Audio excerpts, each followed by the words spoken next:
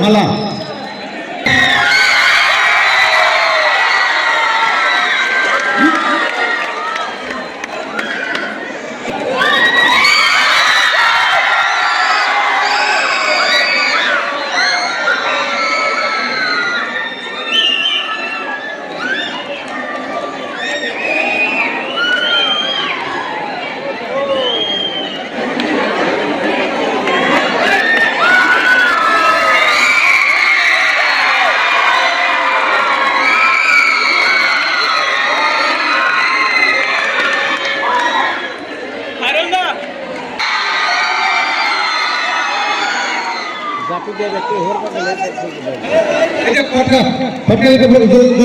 এক মিনিট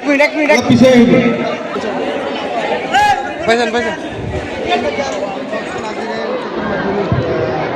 ফলাফলত আপোনাৰ কেনেকুৱা ফলাফল উলিয়াইছে আৰু তাৰ বাবে আপুনি কাক ধন্যবাদ। মোৰ নাম মফিদুল আহমেদ। মই ৰেডিয়েন্স একাডেমীৰ পৰা 2026 বৰ্ষৰ HS এক্সামত 92.6% পাই উত্তীৰ্ণ হৈছোঁ। ইয়াৰ পিছত মোৰ এই ৰিজাল্টৰ অন্তৰালত মোৰ শিক্ষক শিক্ষয়িত্ৰীসকলৰ বহুত ডাঙৰ অৱদান আছে। তেওঁলোকে আমাক বহুত ভালদৰে গাইড কৰিছিল যে কেনেকুৱাকৈ পঢ়িলে কেনেকুৱাকৈ ষ্টাডি কৰিলে আমি ভাল ৰিজাল্ট কৰিব পাৰিম। তাৰ বাবে তেওঁলোকে বহুতো আমাক আগ্ৰহ উৎসাহ দি আছিল। কেৱল আমাৰ কলেজতে নহয়, আমি হোষ্টেলত থাকিছিলোঁ। যেতিয়া আমাৰ কোনো ডাউট চাউট ওলাইছিল তেতিয়া শিক্ষক শিক্ষয়িত্ৰীসকলে আমাক কৈছিল যে ভয় নকৰিবা, যেতিয়াই ডাউট ওলাব তেতিয়া আমাৰ লগত কণ্টেক্ট কৰিবা, আমি তোমালোকৰ ডাউটখিনি ছল্ভ কৰি দিম। শিক্ষক শিক্ষয়িত্ৰীসকলে আমাক বহুত ভালকৈ গাইড কৰিছিল কাৰণে হয়তো আজি এইখিনি কৰিব পাৰিছোঁ, নহ'লে নোৱাৰিলোঁহেঁতেন। আৰু আমাৰ মা দেউতাসকলেও বহুত আগ্ৰহ কৰিছিল যে আমাৰ সন্তানে এনেকুৱা কিবা এটা কৰিব পাৰিব, আৰু তেওঁলোকৰ আশীৰ্বাদত আজি আমি এইখিনি কৰিব পাৰিছিলোঁ। আৰু সকলোৱে কৈ থাকে যে নৱজ্যোতি চেণ্টাৰ বোলে বহুত ষ্ট্ৰিক্ট হৈ থাকে আৰু তাতে ৰেজাল্ট ভাল নহয়। আৰু আমাৰ ৰেডিয়েন্স একাডেমীক লৈ এটা বদনাম কৰি থাকে মানুহে যে নৱজ্যোতি চেণ্টাৰৰ বাহিৰে যেতিয়া বেলেগ চেণ্টাৰত এক্সাম হয় তেতিয়া আমাৰ ৰেডিয়েন্স একাডেমীৰ ৰেজাল্টখিনি ভাল হয়, আৰু নৱজ্যোতি চেণ্টাৰত এক্সাম হ'লে ৰেজাল্ট বেয়া হয়। কিন্তু সেই ভুল ধাৰণাখিনি আজি মানুহৰ নাথাকিব, কাৰণ আমাৰ ৰেডিয়েন্স একাডেমী আজি নৱজ্যোতি চেণ্টাৰৰ ভিতৰত ফাৰ্ষ্ট ৰেংকত আছে।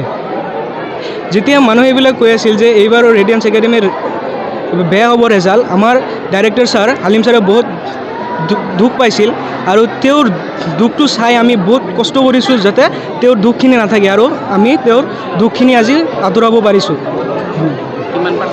92.6। মফিদুল আহমেদ।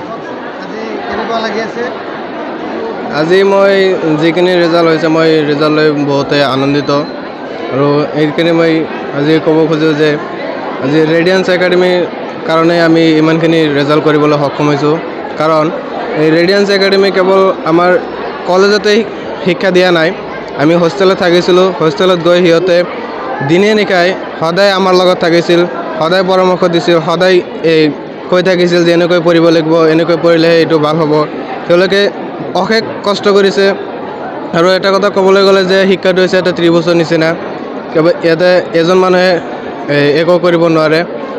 পিছফালৰ পৰা আমাৰ গাৰ্জেনসকলে গাইড কৰিছে, ইয়াতে টিচাৰসকলে অশেষ কষ্ট কৰিছে, লগতে মই অলপ সঁহাৰি দিছোঁ কাৰণে আজি ইমান এটা ভাল ৰিজাল্ট হৈছে। আৰু ৰেডিয়েন্স একাডেমীলৈ বহুতো মানুহে বহুত কথা কৈ থাকে, আগতে এটা ভুৱা প্ৰচাৰ চলাই থাকে চেণ্টাৰ লৈ কিনে, কিন্তু আজি এইবাৰ আমি দেখাবলৈ সক্ষম হৈছোঁ যে ৰেডিয়েন্স একাডেমী আগতে টপাৰ আছিল, এতিয়াও আছে, ভৱিষ্যতে থাকিব। এতিয়া এইবাৰ আমি নৱজ্যোতি এক্সাম দি কিনে ৰেডিয়েন্স একাডেমী এই কলগাছিৰ ভিতৰত নৱজ্যোতি চেণ্টাৰৰ ভিতৰত প্ৰথম স্থান দখল কৰিবলৈ সক্ষম হৈছে। এক লৈ আমি বহুত আনন্দিত আছোঁ। মই 93.6% পাইছোঁ। নাম আপোনাৰ নাম? মহিবুৰ আলম।